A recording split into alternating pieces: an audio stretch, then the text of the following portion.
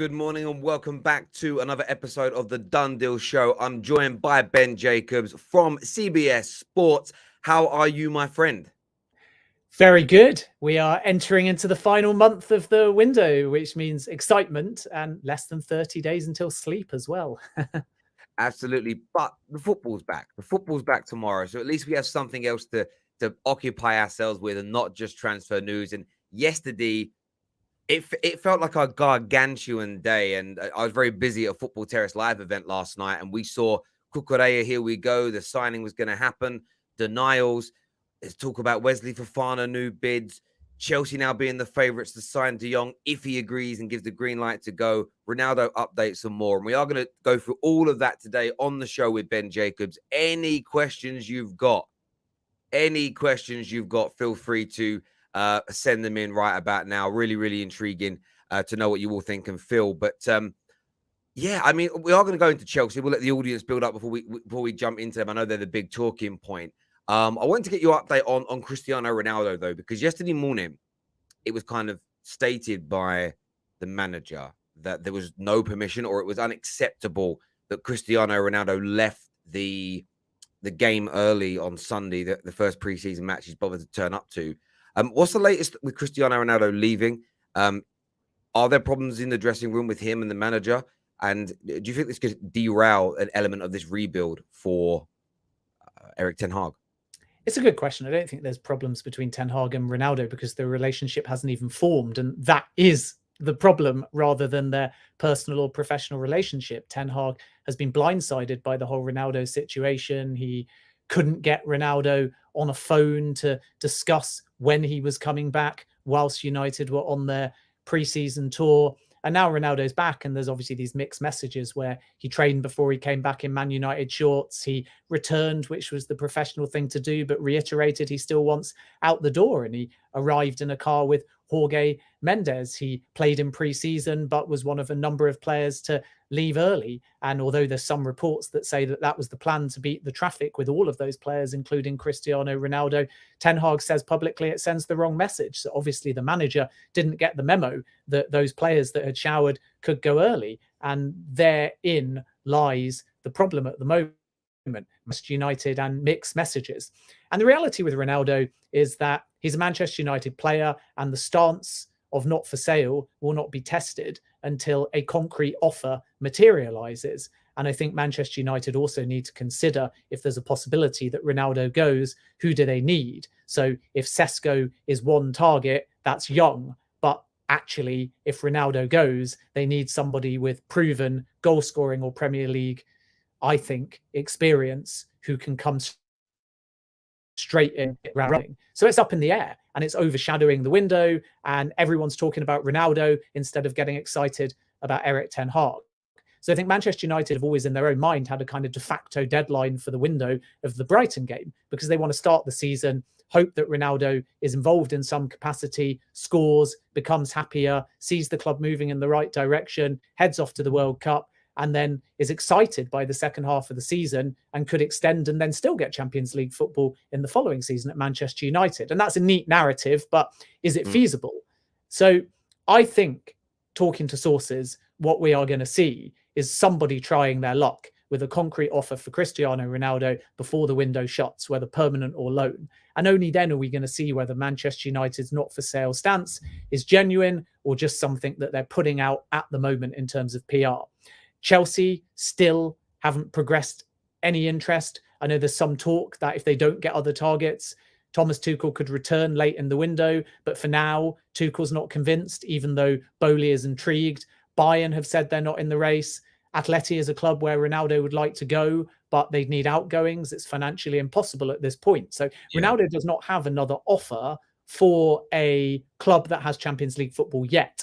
So he has to wait, be patient, and play for Manchester United. I think the final thing I'd say on Ronaldo is just that if he commits, even if he wants to leave, over a short period of 4 weeks or so, and does well for Manchester United and is invested in Manchester United and scores for Manchester United and assumes, at least for now, he's going to stay at Manchester United, that is the only win-win scenario.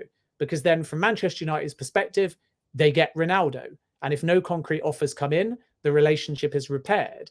If Ronaldo does that and does well, all he's doing is also simultaneously boosting his chances of getting sold, because instead of football clubs considering Ronaldo, seeing the high wages, even with a, as I understand it, up to 30% pay cut, instead of these clubs seeing a Ronaldo that is upset, that is dividing a dressing room, that is overshadowing a new manager and a big football club like Manchester United, if those clubs instead see Ronaldo giving it his all at 37, scoring goals, proving he's fully fit, celebrating with his teammates, not leaving matches early, at that point, he's more viable. And that might persuade a club to come in with a concrete offer. And that's why I think just Ronaldo playing football and scoring goals for Manchester United is the only way of getting clarity, because it's either going to persuade him and Manchester United to both keep him, or it's going to convince a suitor that's 50-50 to actually place a bid, at which point Manchester United have got a big decision to make. Absolutely. And I think for me, just as a fan, I was talking to people about this last night at our event, that the only way back for Ronaldo for me is for him to show, like, people. He can apologize if he wants to. He can tweet that he's dedicated to Man United. He can put all his kids and his family in in Man United kits on match day and say, we're ready or something. And that really doesn't mean too much to me. It's about how he goes out there and performs. And as you say, it's a double-edged sword. Him going out, working hard, playing well, giving it his all could lead to us winning and gaining points, but equally could find a suitor. I do feel with Ronaldo, the longer he stays, the harder it's going to be. I don't think, and it's hard to say this because he's obviously achieved what he's achieved because he's been so professional in his career. But as being professional and staying fit, being healthy, only drinking water and eating plain chicken, according to Patrice Evra, and then there is almost this professionalism around wanting to be at a football club. I think those two things can be separate at times. So it is nerve-wracking for Man United fans that feel like this is something that's going to kind of destabilize what we're doing, especially as our kind of targets for attackers seems to be so up and down. So you mentioned Šeško, the price keeps getting higher. United are reportedly reluctant to sort of pay this 55 million pound asking price. Then quite late last night were linked again to Chelsea's Hakim Ziyech. Is that a deal that, I know you've got great connections at Chelsea, good understanding of what's going on there. Hakim Ziyech to Chelsea, is that really plausible? Is that when Man United may end up going after failing to land Anthony, Ronaldo wanting out? Could Ziyech be a player that United go to bring in to bolster the attacking line? Well, Ziyech wants out of Chelsea. There's no denying that. And he's representing himself now. Let's not forget. So the player can drive the move a little bit more aggressively, I suppose. His preference is Milan. There's no denying that. But Milan have kind of stalled and their finances are not in brilliant shape either. De Ketelaere, who's come in, the priority, and Milan are looking at a range of other players, which kind of pushes Ziyech from Milan's perspective further down the pecking order. And that's where the door could be open to a Premier club. I know that Newcastle United like the player as well, and that's one to watch, even though they've actually been more linked with Timo Werner, who I think will want and is pushing for that loan move back to Leipzig. So that's unlikely. And who knows, there'll be other Premier League clubs as the window shuts, because we're at that phase of it now, who will hijack on these kind of deals. And I think that fans who think it's been unpredictable so far are going to have to brace themselves for these kind of hijacks and late moves, particularly in August, because clubs are entering, loosely speaking, that panic mode where Newcastle United want ideally a forward to support Callum Wilson and or an attack-minded player, probably both. So if they don't get Maddison, then where do they turn their attention to? But there is some substance, and obviously it would be a reunion with Hakim Ziyech. And once again, what we are seeing is Manchester United moving, and I think he deserves credit for this, off Ten Hag. If they get De Jong, Ten Hag plays a role. They got Martinez, Ten Hag plays a role. They got Malacia, and he said Ten Hag is a warm person who I want to work with in the long term. They got Eriksen, Ten Hag heavily involved in that deal. And managers don't always take this tact.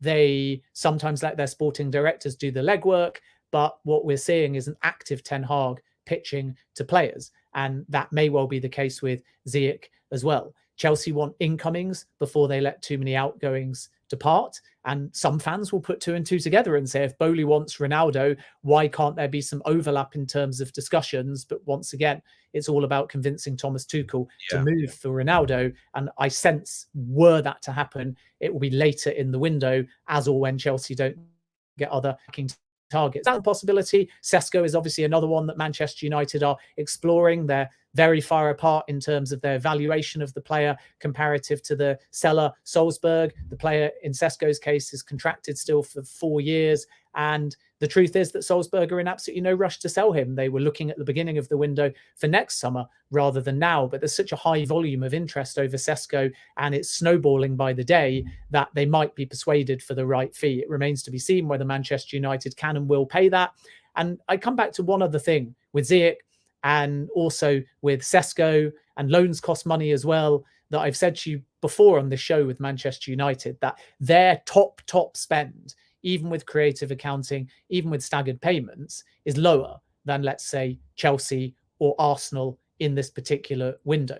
So that's why the De Jong situation is so frustrating, because that's 85 million euros sitting there that you might spend, that you may need. And therefore, if you end up paying 40 to 50 million for Sesko, if you end up putting a fee on Ziyech rather than, let's just say, a loan deal, then you suddenly get to a stage where it's quite hard to do the maths without staggered payments, creative accounting, offsetting cost over a variety of seasons. And then when you're up against suitors that are just prepared to pay in one instant or two, you're on the back foot negotiating with the seller.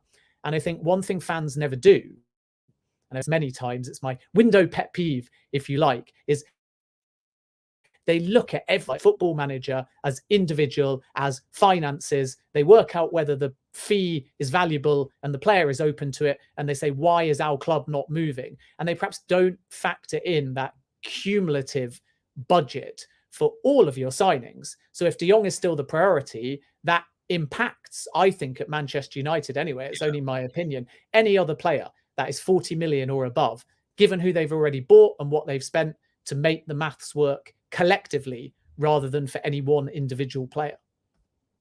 Yeah, listen, I completely agree. And I think with the situation with Ziyech, it's an interesting one. Obviously, we've got the top 6 show tonight, people, at 6 o'clock, which is fans debating this. And of course, we're previewing the start of the Premier League season. But it's kind of how do I want to make sure I phrase this in the right way? It's one of those interesting kind of situations with the links to Hakim Ziyech, because he hasn't been very good at Chelsea. But then at the same time, if you do get him for a cut price fee, so if I've read somewhere as low as £8 million potentially, you think, well, if you're not going to get Anthony this year, who they're talking about 70, 80, 90 million pounds for, if you pick up a Ziyech for 8 million in this market, it's worth a gamble. At the same time, though, you don't want to start eating into money that's required for De Jong or somebody else later on down the line. And I think that the point you made earlier around, you now get to the time of the year where it may not be a panic buy. It may be a player that's already been on a transfer list, but you start to see things move a lot quicker now, because we are running out of time. And how people kick off this weekend, I think, is key. If Man United start this weekend, we're very good against Brighton, we win 3-0 and it's comfortable, there'll be less pressure to go out there and buy someone that you may not necessarily want. We have a bad performance and draw, a bad performance and lose. The pressure then hikes up to go and sign somebody. So it's going to be an interesting next few days to see what transpires in relation to this. Moving away from Man United and looking at Chelsea, of course, when talking about Hakim Ziyech, yesterday was a very confusing day for Chelsea fans. There was the here we go, which is now universally recognized by football fans as your club will sign a player. We were at the Football Terrace live event. The room went crazy. Chelsea fans in the room were celebrating. By our interval, the room went crazy again, because Brighton came down and said, no, we haven't we haven't agreed to anything as of now. What is the latest as far as you're aware of the situation with Cucurella and Chelsea completing that signing? Yeah, I'll come on to that in a sec. Just to add from your previous comment, that when people talk about Ziyech, my understanding is that the price being quoted at 8 million is being pushed by the president himself. And Chelsea will slash that price, by the way, but it still, in their eyes at the beginning of the window, was around 20 million. So I think it's going to take around 15. 8 feels a little bit low, although it might be 8 plus add-ons. So let's see on that. With Cucurella, I think it's a intriguing battle between two separate transfers that are not linked in Chelsea's eyes and are fully linked in Brighton's eyes. So Cucurella has agreed personal terms with Chelsea. There was a medical scheduled for this morning and a fee has been agreed. There's a full agreement on that deal. And therefore Chelsea moved to brief that the deal was done. And so did the player as well. And everybody close to the deal, as I understand it from my own sources, talking to either Cucurella's people or those at Chelsea Football Club, are convinced, they're adamant that it's 100% done. And that's why you saw the train of reporting. The fee has been confirmed at 52.5 million, as first reported by Jason Burt. And Fabrizio, to his credit, I believe, was the first to confirm that that transfer was done as well. And wider media have followed.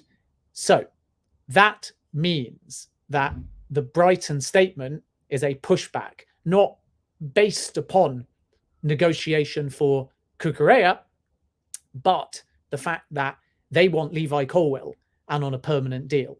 So Chelsea's preference with Colwill prior to this deal advancing and talking to both the player and other clubs was to loan him out again, but Brighton want defensive reinforcements. And they have been absolutely adamant, Brighton, throughout this whole process, that Colwill comes, even though it's not a swap deal and they're two separate deals, but they obviously are being spoken about with overlap. So Brighton's denial is down to the fact that if anything falls through with Colwill, they will U-turn on an agreement with Cucurella, which tells you that the agreement is in place, but has not been signed at Brighton's end. And they are waiting for final talks, which will take place today on Levi Colwill, specifically around Chelsea pushing for a buyback clause and the amount of that buyback clause for 5 million being determined. And it's risky from Brighton's point of view because you have to look at Cucurella. And I think people forget this, that he joins the club for 15 million and he sold for over 50 million. So it's the best part of a 40 million quid profit. Then translate that to Levi Colwill. And even though a buyback clause may be denied until a certain season or date to give Brighton longevity, if Colwill explodes and has a tremendous season, as he did at Huddersfield, then Brighton have no control over the player. So if you then pay, let's say, 15 to 20 million, suddenly Chelsea have got a great deal. They can buy back a mid-20s player for only 45 million. And this is the back and forth and the finesse. Should the buyback clause be double? Should it be more than double? Do Brighton even want a buyback clause? And if anything falls through on that, even though they're very different players, Brighton feel that they'll just be generally defensively thin. So once again, Brighton believe that Cucurella cannot go unless they get Colwill, even though they're two separate deals. And Chelsea believe the Cucurella part of the deal is 100% on. The player buy-in, the club buy-in, the price. And that is why everyone at the player end and the Chelsea end said it was done, believe it's done, and is done. But Brighton are still waiting for Colwill to be completed before they confirm it. And there's obviously a bit of annoyance on Brighton's part that everyone has jumped the gun on the Cucurella side because they do not consider that done. Not because there's not an agreement, but because there's nothing completed yet with Colwill, but there should be within the next 24 to 48 hours. And it was very intriguing about this for me. I've had this conversation with Chelsea fans over the last few days. I don't really feel that Chelsea's window has been messy. I believe it's been a little bit naive at times with Todd Boehly. And I think you've said to us, you educated us on this, that clubs have been quite refreshed with the directness and speed of which Chelsea have operated this summer. I think I'm not saying they get this wrong, but Chelsea have just like Jules Koundé, Chelsea have briefed the press. We've got a full agreement on 52.5 million. We've got personal terms done with the player. It's going to complete. We're 100% sure it's going to go through. But obviously, it's almost like Chelsea are kind of briefing the media this without, because I'm pretty sure if the press that said, here we go, the press that said it's done, Fabrizio and everybody else.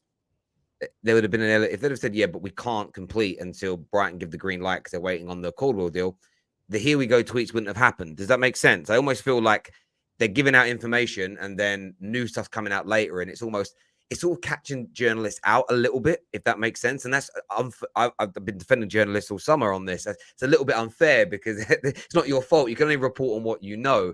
But yeah, I mean, it does feel like a deal that's going to happen. To be honest, as far down lines, I know there was some fear last night with Chelsea fans because managing Barca put out a quote from Gerard Romero saying that Barca had made contact with Cucurella's agents, and with the way is there any substance at all in a hijack of the hijack from Barcelona or somebody else? You know, are City likely to come back in if this stalls, or is this Chelsea's deal now? Do you feel? Well, City were the threat because obviously when another club bids, there's always a danger that the initial club will up their offer. And there's no denying that Cucurella sees it as a dream to play under Pep Guardiola. But City were never quoted a fee. City were frustrated with how Brighton negotiated this. And City made it clear that they would bid around about 40 million. And that was the max in terms of their valuation. So naturally, after Chelsea bid, City would be aware if they want Cucurella, they've got to return to the table, and they haven't to date. So I don't see that changing. I don't see any substance to the Barcelona links either. And one of the reasons for that is because this isn't just about Chelsea being confident of getting player buy-in. They've actually agreed personal terms with Cucurella. They had booked a medical as of late last night as well. So that tells you that there's no fear on the player side. It all just hinges on a Caldwell deal being finalized. And what's kind of interesting is that either it's going to happen now in the next 24 hours, and then Brighton's statement will look very bizarre. And then no doubt in hindsight, they'll just say that the media jumped the gun, and that is open to debate.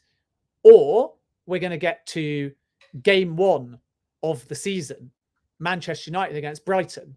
And then we're going to see the real answer, because Cucurella, either if Brighton are genuine that they still don't want to sell him and they've U-turned on that position, have a player that they can put in their squad. And obviously, if he's not part of the squad for Manchester United and we still don't have any 100% official, formal clarity over the situation, then you can obviously tell that that deal is agreed and he's waiting. Otherwise, why wouldn't Brighton play one of their best players? So I think that the Premier League season's come at quite a good time, because we're either going to get clarity on this from both clubs rather than from the players' side and only the Chelsea side. And again, to reiterate, they are adamant that this deal is 100% agreed. So it's probably still waiting a Brighton signature, and it's contingent in Brighton's eyes upon the Caldwell deal being done. That is my understanding. The denial was a surprise because it was so bullish, but I'm led to believe it is not reflective of Brighton not wanting to sell Cucurella or not having a financial package in place with Chelsea Football Club. It is Caldwell related. And we wait and see now how that progresses. But obviously, as I've already said, the Premier League season comes at a good time, because if Cucurella suddenly starts in the opening game of the season, at that point, we're going to have to do some digging as journalists and find out why, because there's no way they're going to play him against Manchester United if the Chelsea deal is as close as Chelsea sources say it is. And in the short term, as a Man United fan, Cucurella not starting for Brighton is a very big positive, because he ripped us apart last year in a couple of games. Yeah, I mean, it's a very intriguing situation. I think it shows the ebb and the flow of the transfer market, but it does have a sense and a feeling that it will be resolved in Chelsea's favour. I just think it's almost that once bitten, twice shy element. We've seen deals kind of go awry for Chelsea this year, and there's this little bit of a fear that this could happen again. I want to go to one more thing. I think the lexicology, the wording of social media is really important. And when everyone hears Fabs, here we go, it means, to most people anyway, done deal. And everyone celebrates. And there he is with a photo in the Chelsea kit. And Fab is world class. And a here we go, 99 times out of 100, if not 999,000 times, means that the player has joined. But there are differences in the reporting. So full agreement is the terminology that I've reported over the last few days, from 3 days ago when I was told, and I think one of the first, that Chelsea were pretty confident of getting it over the line. And obviously a full agreement in a transfer window is not officially done. It's a full agreement. And we have to be careful of how we celebrate as fans, but also as how we report as journalists, because there are stages to a deal. So sometimes it is done, as in all paperwork signed. Sometimes it's done pending a medical. Sometimes there is a full agreement, which means the financial package is there. And sometimes there's debate over how far along the deal is. So the wording used is really important. And I will divide opinion, because sometimes I go into a great amount of detail and people appreciate the insight and the threads. And other times they say, why are you using so many words? Well, I use so many words to give you the situation, because guess what? It's not the journalists that are unreliable. It is the transfer window itself. And things can change. Hijack bids can happen. Different suitors can come in at the last minute. And you might not like that. You might not want that information. You might want a yes or no.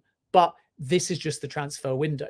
And it's not fence sitting. It's not back covering. It's the reality of a situation. So if you want to ask me about De Jong, then I am irresponsible as a journalist unless I tell you all of the moving parts. And those moving parts might be deemed to be covering lots of bases, or you might say it's cleverly worded in a way that somehow dodges the yes or no. But it's not a journalist's responsibility to give you a yes or a no. Now, naturally, because we've got this phase that we all tend to celebrate as fans of here we go, we construe that as 100% definitively done. So he's wearing the shirt of the new football club that he's joining. And Fab uses that phrase very carefully, and he only does so when he's sure. And again, that is to his credit. But make no mistake, if you want to follow the transfer window blow by blow by blow, it's frustrating as a fan, as a journalist, as a buyer, as a seller. It is secretive. It is ever changing. It's analysts, we do our best to give you the insight and the context. And if you like that extra volume of explanation and insight as to how it works, and I'll tell you a few things that fans don't realize during a window. Number one, that sporting directors and scouts often don't go to the same place and now have virtual meetings, so their interest is hidden. Scouts go to, once the season starts, away ends, and they talk to hardcore fans to get insights into players undetected, rather than in traditional directors' boxes. Rejected bids often get denied by both the buyer and the seller, so as not to create bad PR and unnecessary media.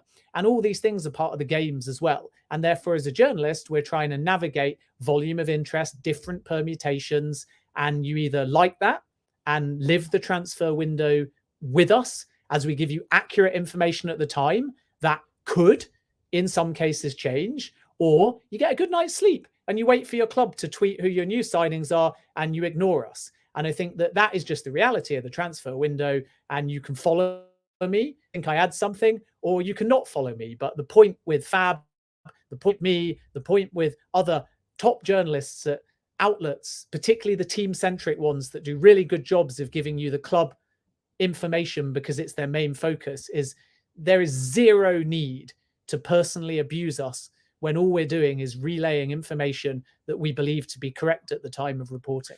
Yeah, I completely agree. I think that the Lexicology element you mentioned is key, because done deal is a word that everybody used to use for 100%. And a bit like you say, I kind of created my own little index. And the reason I did that is because I've seen a lot of done deals not happen, as in like things have changed last minute. Not a lot, but quite a few.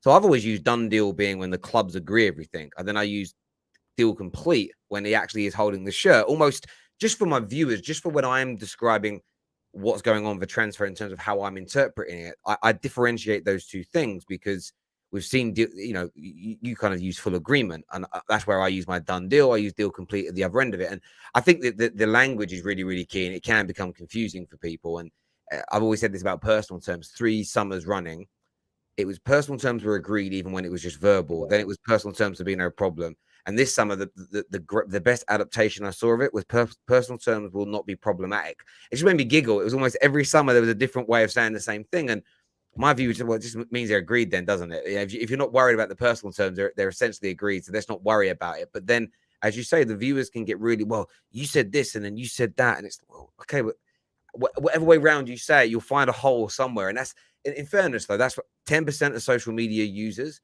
they're just there to put, I defended Ronaldo the other day because I read the same reports you mentioned earlier that he was given permission to leave. Then when the manager comes out and said it's unacceptable and essentially there wasn't permission, I'm getting abuse left, right, and center. You're a disgrace. Are you going to come out and address this?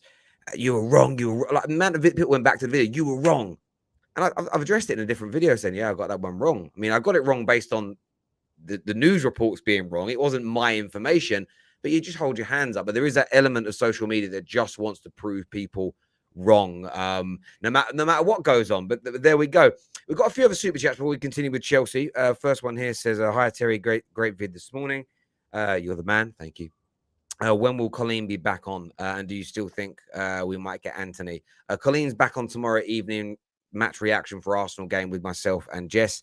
And will United still get Anthony? Probably not right now. Not if they want 100 million euros. Absolutely not.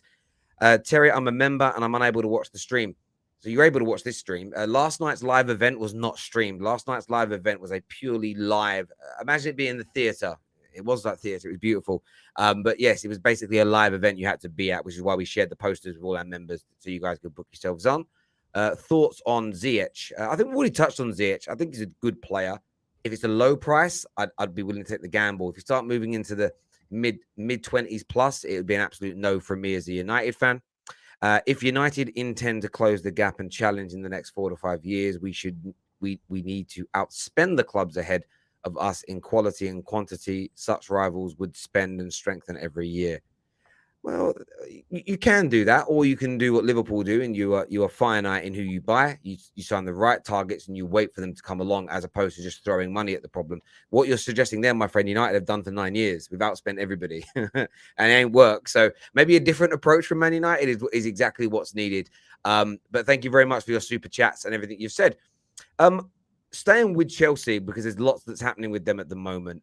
Frankie de Jong. I mean, this deal has been the saga of the summer. And of course it would be the saga of the summer. Man United are involved, but there's now, there's reports saying that Chelsea are in talks with Barca and they're optimistic of agreeing deals. There's talks of Tuchel being in love with Frankie de Jong again, but Chelsea will only move if there's a green light. What's your understanding of the latest with Frankie de Jong? How dead set is he on still remaining at Barca? And if he decides to leave, who do you think is going to win the race between Chelsea and Manchester United for the player? First of all, I think de Jong wants to stay at Barcelona, but as I've said many times on this show, it's about Barcelona having control of the situation. And if they drive him out, he may be forced to leave. And it's all very well saying that Barcelona are a dream club, but if Bernardo Silva comes in, or they need de Jong's transfer fee to sign Bernardo Silva, and with Jules Koundé, a centre-back as well, de Jong's game time is limited. And if he wants to be integral and also earn what he perceives to be a fair wage, then he may finally, as we get towards the end of the window, be persuaded to leave Barcelona. But he's pretty genuine in his stance that he'd like to stay, but obviously Barcelona have that ability to try and force him out the football club. I was out in New York with Barcelona. I got an exclusive interview with CBS with Joan Laporta for a good hour. What Laporta says to media and does privately are often different. So you do have to take what he says with a pinch of salt. But what he told us at CBS is that de Jong wants to stay and he wants to keep the player. Yet if they get Bernardo Silva, that will change. And my understanding is that Barcelona are about to prepare a bid to Manchester City. They've called up City, Laporta directly. He's got many friends there, and he has told Manchester City that a bid will come before the window shuts, and that will affect the de Jong situation as well. So it's really all about Barcelona driving de Jong out of the football club because the player genuinely wants to stay. And then once de Jong accepts that he's not going to take a pay cut, he's not just going to stick around and be a bit part player on higher wages. He's contracted, let's not forget, for another 4 years. Once it's clear to him that the best option is to leave, it becomes game on.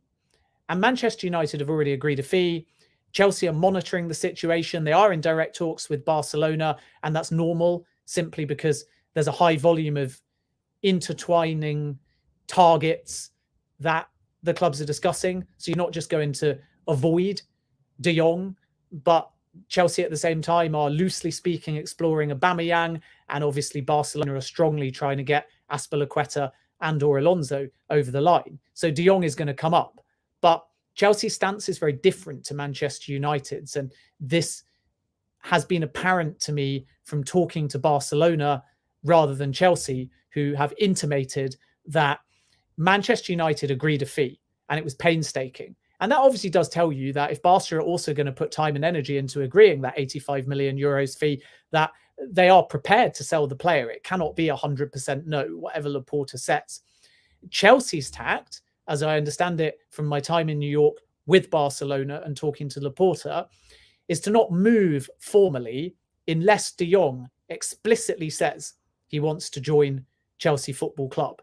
So both Manchester United and Chelsea at the time of recording are waiting for De Jong to come back and say either I will now leave because the club effectively are forcing me out, or I'm not going to leave. And if he still says I'm just going to let the window tick over, then Chelsea will not bid. And then Manchester United are either going to have to make a late ploy to change De Jong's mind, or De Jong will just end up staying at Barcelona, whether Barcelona like it or not. And Laporta said to me that if De Jong says, sorry, no pay cut, I'm just staying, there is nothing that Barcelona can do, even if it creates friction. So there's a lot of moving parts here. My personal opinion, informed by sources, particularly at Barcelona's end, is that if Barcelona have an offer accepted for Silva, De Jong will go. Then it will become a likely race between Manchester United and Chelsea.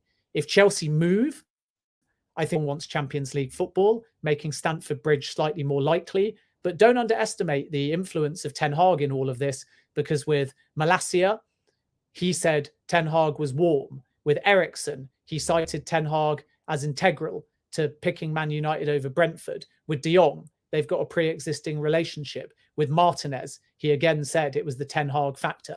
So this for me isn't a race between Man U and Chelsea. It's actually a race, if De Jong leaves, between Chelsea or Champions League, really, and Ten Hag specifically. I don't think it's about the club. I think it's about the pitch. And that's where Chelsea have Champions League, but Man United have Ten Hag. And that's what makes it so intriguing. My personal opinion is this is going to drag on for a little bit further. And the whole thing is going to hinge on whether Bernardo Silva does or doesn't join Barcelona. Great breakdown, Ben, as ever. And I think comprehensively put, that battle between, again, first and foremost, he has got to agree to leave. And I think one of the questions I've been asking all summer is what happens if he doesn't? And not so much, we know Barca would have to pay him that money. I don't think there's been any kind of denial of that. But it was more so, what is that friction going to be like? Will that impact De Jong? Does he want to be there with it? Because if he doesn't want to be in an environment where there's friction, where there's problems, where players can't get registered and it causes issues, that's how you force someone out of a club. That feeling of it's going to be a really awkward place to work. And I think professionally, we've all been in scenarios like that at times where if I say or do this, it's going to cause a problem. So maybe I won't do it. Maybe I'll leave, etc. The battle between Man United and Chelsea is what's will be the big factor here. And I really feel like the start of the season could play a big part in this, in the sense of there's talk that Chelsea aren't ready. But if Chelsea start the season and look great, you know, that'll be a big sort of feather in the cap. But the same for Man United. I think the issue with Man United is we don't have Champions League football. And there is no belief right now from fans, rivals or not, that United are going to make the Champions League next year. But if you play a couple of games when the window's still open and the football's moving well, we're winning games, you can feel a difference in the club from last year. That's something that can help convince a player to come. And that isn't me just sort of like clutching at straws here. But if we look really bad, I think that's almost like a nail in the coffin in many ways, if you get where I'm coming from, because if there's no style to Man United, there's no hope that we're improving, it's harder to make people join. I think one of the things Dean Jones has told us that, De Jong never wanted to be the first new signing at Man United. It was almost, well, let's see who else they sign. Let's see how things look, because the club's been an absolute mess. And I know that you've had a bit of stick for calling Man United out for that, but you're right to. Man United are not the club we once were. We are trying to get back to that point. but there's a long road to getting there. So the fight between the two clubs is going to be amazing. But, you know, as a United fan, we'll remain optimistic because we do have Erik Ten Hag. Clearly, Jong. I know there's been a few loose reports, and I know the Athletic also pulled on this thing that Jong and the manager weren't ever really that close. I mean, they're the only people to report it. Nobody else has kind of run with it. But yeah, it's going to be an intriguing one to see how it kind of plays out and the direction that it kind of goes in. It really, really is. I wanted to ask you about Wesley Fofana as well, because I mean, Chelsea are looking like they're going to spend a hell of a lot of money. If these deals all come in, I'm not suggesting they haven't got it. I'm sure they have, and you can take from Peter to pay Paul sometimes. Take a bit out of next year's budget. There's the new TV deal money's coming in from the American side of things, and I'm sure the Bowley Group have got new ways of raising money and ideas they've got to improve the incoming, as it were. But Wesley Fofana, I read your tweet that said there was about a 20 million pound differential with Chelsea considering a bigger bid. What's the latest as far as you're aware with Fofana, and will a new bid or an acceptable bid be made in your view? Chelsea are trying. It's as simple as that. They've bid once and it was flatly rejected, and very instantly and quickly Leicester's position, like Man U on Ronaldo, is not for sale.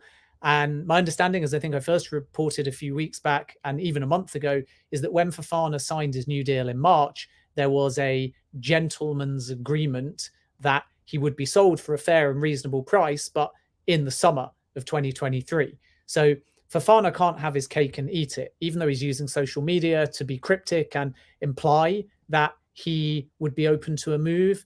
And obviously we all know that he's effectively a boyhood Chelsea fan, and Champions League football in a World Cup year would be very helpful to him. So Fofana wants the move to Chelsea, but Leicester City have got all of the control, because in signing that new deal, he's allowed Leicester to either hang on to him or alternatively get a Harry Maguire style fee. So as you correctly say, the valuation prior to the bid of the two clubs was about 20 million apart. And that's been proven by the fact that Chelsea started a test the water bid at around about 62 million, as I understand it, with quite preferential payment terms, but still probably 20, if not 23 million shy of what Leicester City would like all in, if their not for sale resolve is to be tested. And even then, they may still turn around and say no, because we still think we can get that fee for him in a year's time or in January. And Leicester haven't signed anyone, and last season, due to injury, were defensively very thin. So Fofana is down on the list of players that Brendan Rodgers would like. I think that they are now actually quite hopeful of getting a Tielemans fee, and then one more could go out the door. But I've been categorically told that Maddison and Fofana will both not be sold this summer. And there's even no guarantees that H have allowed the move. Newcastle's bid far too low for Maddison anyway, and they haven't come back yet with another one. Fofana more interesting because Chelsea, as I say, are pushing.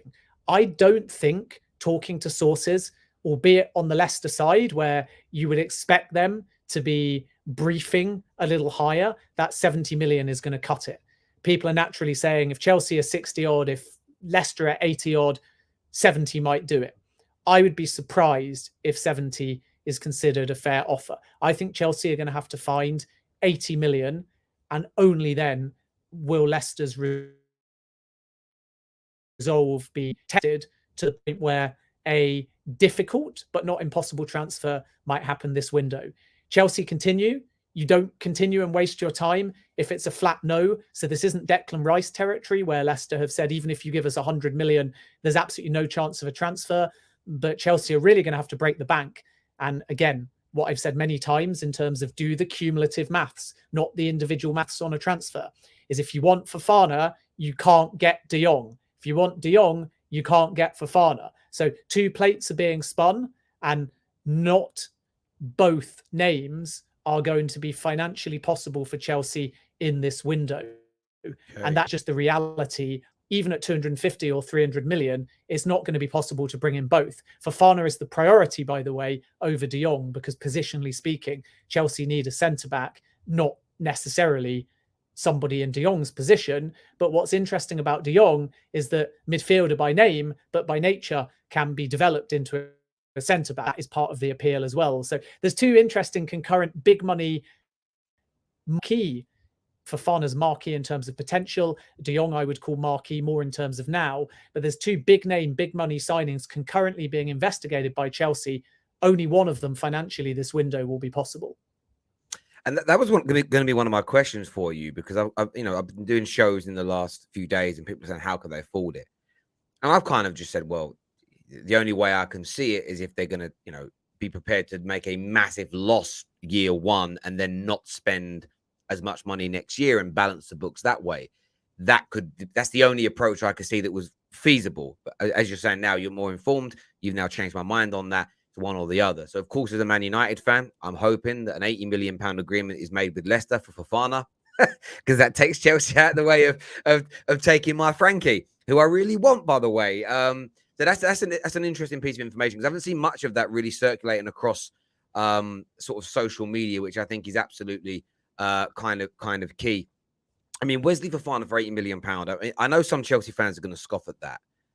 But I think I think the thing is, I think he's brilliant. I think he's sensational. You look at William Saliba at Arsenal, another young up and coming Frenchman, who they signed for a fraction of that price. However, he hadn't played any minutes in the Premier League. We've seen Fofana, and yes, everyone would like to see more.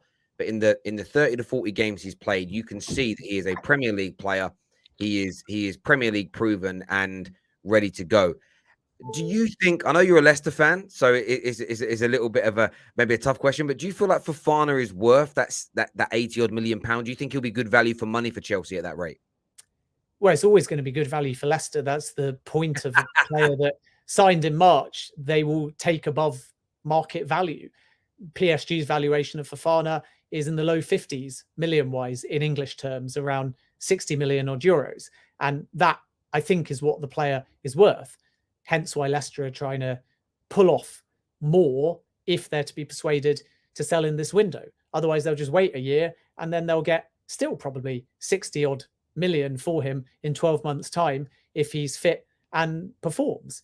Fofana is a really high potential player, partly because of the age and partly also because of the attributes that he brings. He's a very composed defender, and there's not that many of them around, in my opinion, in the centre-back position. So that's kind of one thing to consider. I think that his ball interception is very strong. He's good at aerial duels. He knows how to pass out from the back. He stays focused for 90 minutes, which you don't always see with every single centre-back. I think that sometimes when others get dragged out of position, he can panic a little bit and that leaves him exposed. And I think he can still do better when defenders are either running directly at him in one-on-ones or balls come over the top and he's forced to kind of backpedal.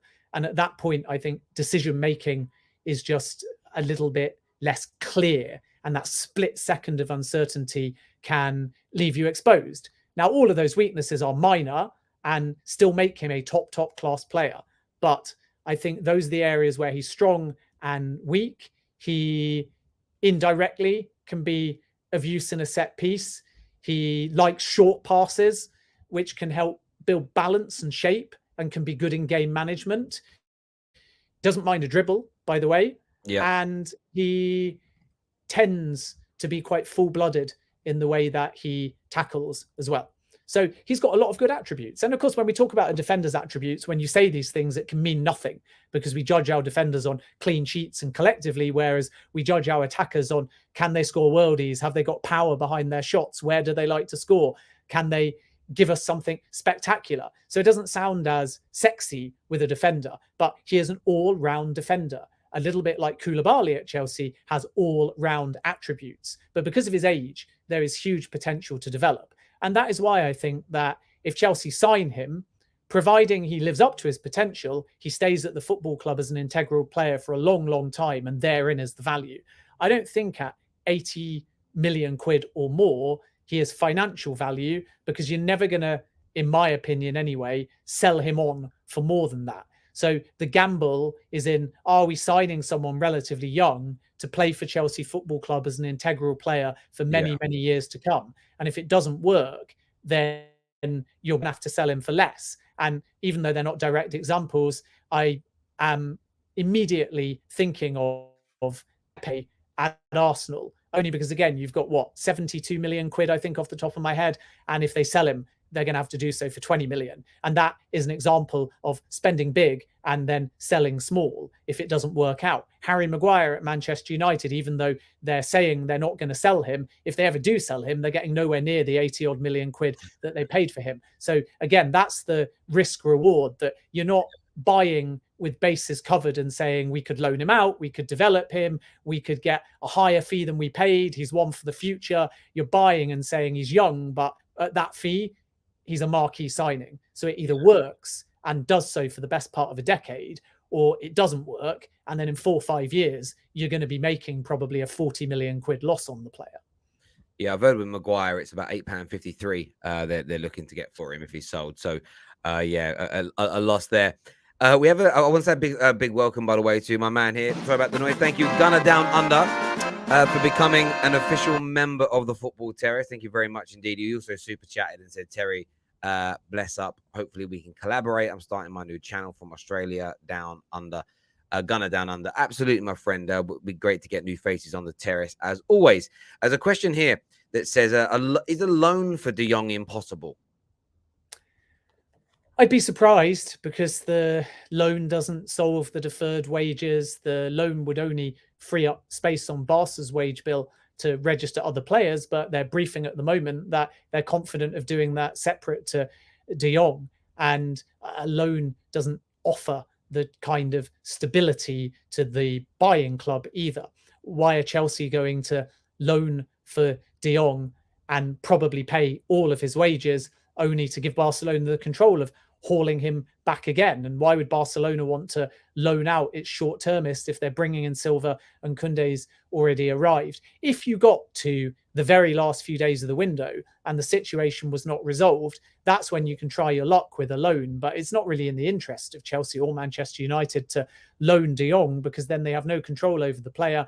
I know you could say, well, it could be a loan with a view to a buy, or even the obligation to buy, but Manchester United have already said they're obligated to buy. They're quite prepared to put the 85 million down right now in whatever structure they've agreed. So then there's no benefit to Barcelona to say, okay, we won't take your money, when they actually would like the player out, in my opinion. Instead, we're just going to loan him to you and then reassess in a year's time. I don't think it benefits anybody to loan De Jong, but if nobody agrees a deal with him and Barcelona cannot persuade him to leave, that's an interesting conversation. Could Barcelona say, okay, tell you what, we accept you want to stay, but please, we need you to go out on loan for a year to get you off our wage bill for the purpose of other players. Then we promise we'll bring you back and reassess. That might soften it with De Jong, but it doesn't clinch the deal with the seller, because then they're, under that scenario, turning around and saying, well, why would we do that? Because we don't even have a ability to buy him at the end of it. So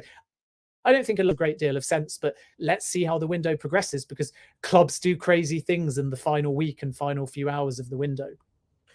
They most certainly do. And you say maybe there is that, we'll pay you, yeah. The only thing, I think I agree with you first bit 100%, that there's no way someone loans him and pays all the wages that Barca owe him, that kind of, and then he has a great year and then Barca go, right, we'll have you back now because you've done brilliantly and we've got the financial clout to do it again. That would be a crazy deal for anybody to do. Nabil here says, just remember, if Frankie de Jong comes to United, then he rejected Chelsea. All fans should remember this. Great show. Well, it's funny. I've had a few United fans say, I think these Chelsea links are nonsense. I'm like, they're really not nonsense. I said, but that is the positive side way of looking at it, I suppose. If you do end up landing him, you can say that he rejected Chelsea. So there's silver linings, but we'll see what happens. Just on the Chelsea to De Jong, though, specifically, because I don't think we've really covered it, that Chelsea are optimistic about agreeing a deal, and it might even be a fraction cheaper than the one that Manchester United have sorted. And the reason why they're optimistic is because they have a bizarrely quite strong relationship with Barcelona. So fans will say the clubs hate each other, but the reality is you keep your enemies close. And because Barca want Alonso and Azpilicueta, there has to be some leeway, even if they're all done or one of the two is done as a separate deal. So Chelsea are pushing on De Jong because they believe that they can agree a fee with Barcelona. But once again, it is all about whether or not De Jong wants either club. And the difference in approach is that Chelsea, like Manchester United, have, as I understand it, intimated to Barcelona that they will push, and reasonably hard. They have also intimated that they will play their part in the deferred salary. And even as Manchester United, I believe, have claimed, pay the whole thing, which adds to their costs and influences their overall spending in the window. So they're bailing Barcelona out of a mess, essentially. But Chelsea will not do anything formally, however hard they push, whatever they agree verbally. They will not put anything down on paper formally unless De Jong says to their face he will join Chelsea Football Club. And until they get that buy-in, they are not going to waste too much time and energy. And that's really smart because Chelsea are lucky here. Man United have done all the legwork. It's not hard negotiation for Chelsea. They know what Man United have paid. Barcelona have been open in what he costs. The 60 to 65 million euros as the main fee is there and quite simple. And then it's all about the structure of the add-ons and what the total amount is. It's not going to be as time consuming for Chelsea as Manchester United. So as soon as they get a green light from De Jong that he would actually join Chelsea Football Club, it will be quite a routine transfer. And in that lies Chelsea's confidence as they take this forward. Yeah, I agree. I agree completely. I really, really do. And that's it. There's two. I mean, there's a comment here that says Martial injured. I have seen reports that Martial's injured. We'll cover that on a later show. That's obviously just something that's come out of Manchester United. Two comments though here. Loan for Aubameyang. Aubameyang to Chelsea has been again. That name came up last night. Any substance to that at this moment in time, as far as you're aware? Only one of many. I don't think that there's as much advanced on this as the tabloids suggest. My understanding is that Chelsea are exploring a variety of because both young and old, and at the moment Armando Broja is at the football club as well. So they would like an attacker and or a more creative-minded player that kind of ticks that Rafinha box. And clearly it might be both if Ziyech and or Werner get an exit. So the outgoings could well influence the volume of incomings that come in these positions at Chelsea. But with Aubameyang, it's kind of a name that's been bandied around as a band-aid in the same way that Ronaldo, no disrespect to him, would be a band-aid if he joined Chelsea as well. And by band-aid, I don't mean panic. I don't mean a less preferable solution. I simply mean short term. So don't misconstrue my use of the word band-aid as derogatory to the player. But Aubameyang is 33. Ronaldo is 37. You're not going to get anything from them over more than, I would say, 2 seasons maximum. So it's about getting in goals. It's about getting in depth. It's about getting in a squad player. And I really think if Thomas Tuchel was to go for Ronaldo, he would have to sell it to Ronaldo as exactly that. And Ronaldo, I think, would buy into that because he would hope to play in the big games and then get more of a rest, which is going to be really important in the first half of the year in a World Cup year. So Chelsea haven't bid for Aubameyang yet. They've not advanced this in any way, shape or form. He is a name mentioned as part of talks with Barcelona, direct talks that are ongoing at the moment. And we wait and see how it progresses during the window. And I think that Chelsea are torn between strategies at the moment. Do they buy young striker? Do they buy old striker? Do they buy immediate goals? Or do they bank upon Havertz plus Sterling plus Werner or Ziyech if one or both stays at the club to kind of take them through, and then Mount and others from behind can weigh in as well? Or does Tuchel need that sort of 10 plus Premier League goals from someone, and it might be 20 plus Premier League goals from a Ronaldo style player to add to Sterling? And it's sort of a paradox because Sterling's been brought in to be the focal point, to be the main goal scorer, to be the attacking star of the team, albeit working in conjunction with Havertz and the other names that I've mentioned. If Ronaldo comes, if Aubameyang comes, it changes the dynamic a little bit. And that's where perhaps Sterling and others might prefer that reliance on Broja to be integrated into the team whilst he remains the main man. So I think that this is where the first few games of the season are key, because if Chelsea suddenly start scoring for fun and winning games, then there may be no need for an Aubameyang or a U-turn on the Ronaldo position. But if they're struggling still, that's where you go down short-term band-aid. And if they're not struggling, then that's where you plan for the long term, and someone like Sesko becomes more of a priority. Absolutely. Before we move on, just quickly do an update on Youri Tielemans. A super chat here from Charlie that says Liao to Chelsea. Too expensive from what I gather. That's the short answer. Milan are still hopeful of keeping contract extension, and that fee is 85 to 100 million at the moment. So Rafael is a player that Chelsea have admired for a long time. He's actually on their shortlist under the previous regime, but my understanding, unless anything's changed over the price, is that the fee that would be required is at the moment pricing him out the market. There we go. And Youri Tielemans update. I mean, I know you mentioned earlier that Leicester would not sell Fofana and James Maddison in the same window. So there's almost it's an intriguing element of the market there, which I didn't really pick up on. You know, if Newcastle did put an adequate bid in today for Maddison, that almost certainly stops Fofana from leaving, which means Chelsea would probably put all their eggs maybe into the Jong basket. How does Leicester's activities with Maddison and Fofana impact Youri Tielemans? Could this stop him from leaving, or is it still likely that if a 35-40 million pound bid is made, he will leave Leicester City this summer? Tielemans isn't impacted by Fofana or Maddison. For Leicester, it's one significant outgoing plus potentially one more, although the club will officially say that players like Fofana and Barnes and Maddison are not for sale. But Tielemans, they accept if a fair offer comes in, then they will sell him because of the player's contract situation. And they know that he ideally doesn't want to re-sign a new deal. And Tielemans wants his future resolved ASAP. Still no bids at the moment, but a few clubs have gone through intermediaries to try and work out the financials. Arsenal haven't moved yet. It is still very possible. And again, the clubs like Arsenal and Manchester United just want to leave a little bit more distance to give them leverage towards the end of the window to try and drive the price down. And also, there's no urgency for these clubs to move, because until one bids, the other interested clubs don't have to consider whether they do or don't want him. So it's in Arsenal's control. If Arsenal bid for Tielemans and agree a fee with Leicester, Youri Tielemans will join Arsenal regardless of what any other club do. If Arsenal don't bid, it becomes a bit more of an open race. And that's where Manchester United as a De Jong backup, or even a late bid from Newcastle, having in all likelihood not got Maddison at this stage, might be something that we see.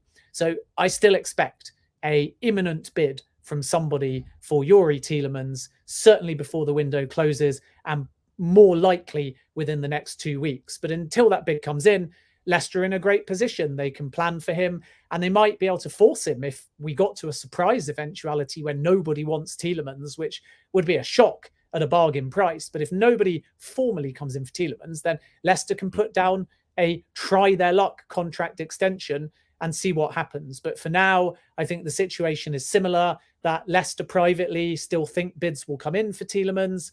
They would like 30 to 32 million.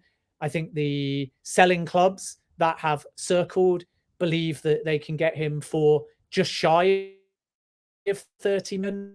And Arsenal was actually 23 million plus add-ons, but they never moved on it. So let's see where the value ends up. But Tielemans for me is a great signing for any Premier League football club, and I fully expect somebody to finally put in an offer for him before the window shuts.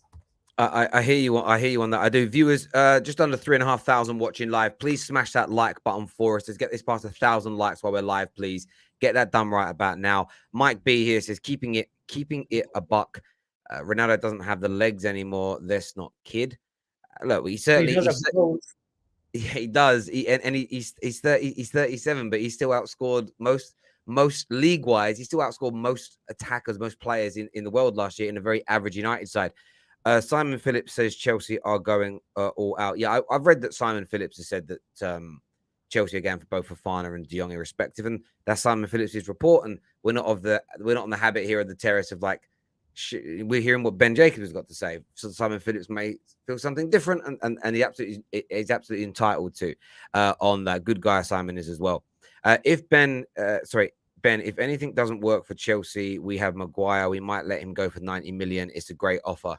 Yeah, I mean, I'm sure Chelsea are interested in Maguire. That would be a good. Yeah, I don't think Chelsea would be bidding even 9 million for him based on current form. But hey, one thing I'd say about Maguire is if he did go for a cheap price, he might reinvent himself without the pressure of the price tag. I really like Maguire as a person. I think he was a fantastic player for Leicester City, my club. So I don't like to see him booed, especially not during pre-season. It only shatters the confidence. And I really hope that he has a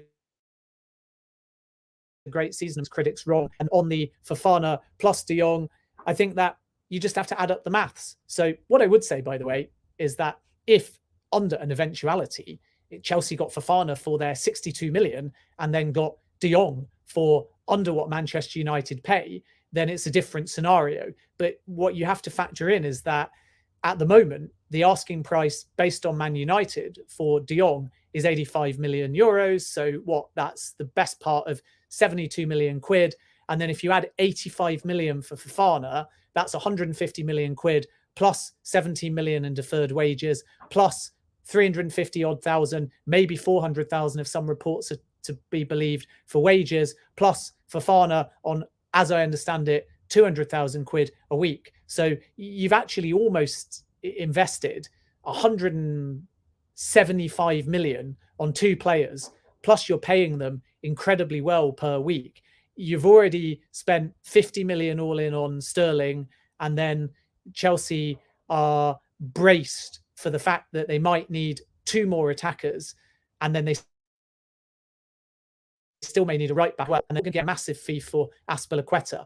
I personally can't do the maths, even with creating accounting and even with delayed payments, to keep Chelsea within 250 to 300 million and within financial fair play by adding both Fofana and De Jong, unless, and I make this very clear now because I know people will come back to me if both arrive, and what a window it will be for Chelsea if both arrive. But I cannot do the maths based on the market values being quoted for both to allow them to sign both Fofana and De Jong, unless they play a blinder with negotiation and knock around 10 or 15 million off each transfer. So let's see how it goes. We know they are actively pursuing both, and if they succeed in both, then who's to say they won't move on both? But I do not see the current maths adding up to allow them to get both at this stage, unless they pull a blinder and shave some of the money off each of the transfer deals.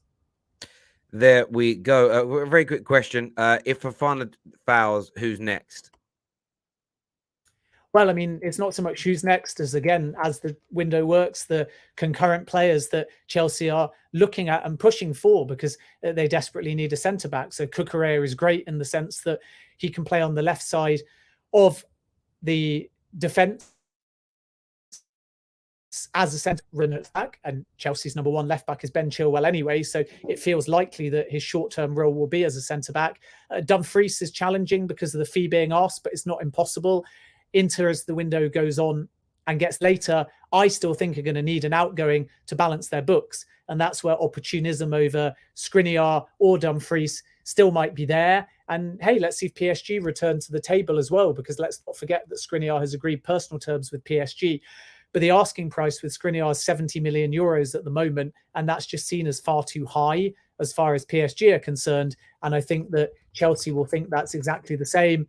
And then Vardiol is the other one to keep an eye on, only 20 years of age, excellent player, huge potential, in talks with the Werner return.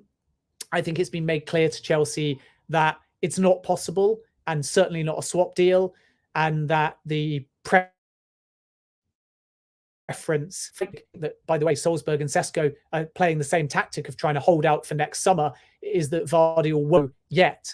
But I think that, unlike Sesko, where a big offer is needed, I think that Vardiol might be a bit more intent to try and drive a move if something really concrete materializes. So, you know, each player has a role to play in when the club might sell. So nothing will be possible on a simple swap deal. Leipzig are bullish about keeping on to the player, but again, not impossible. So another one to keep an eye on between now and the end of the window. Chelsea, for me, I said it all window that they'll sign minimum 5 players. And technically, I've been proven right on that, because they've brought in some younger players. If you include Slonina, then they've obviously already assuming that Cucurella gets over the line, hit 5 signings in total. But I think there will be 5, to clarify, fully senior signings coming into the club right now. And that means another centre back, maybe could do an attacker as well. And obviously, if Jong joins, they'll have had a window where maybe they've signed 8 or 9, and then they're right up there in terms of having one of the best windows out of any Premier League club. So for all the doom and gloom at Chelsea, for all of the Bowley doesn't know what he's doing, for all of the panic after the 4-0 pre-season loss to Arsenal, judge Chelsea 1 when a ball is kicked, first game of the season. Judge Chelsea 2, September the 1st, when the window is closed. And then comment as to whether Todd Bowley does or doesn't know what he's doing, because I think Chelsea are heading towards a fantastic window. There we go. Ben, an absolute pleasure to talk to you. As always, it really, really is.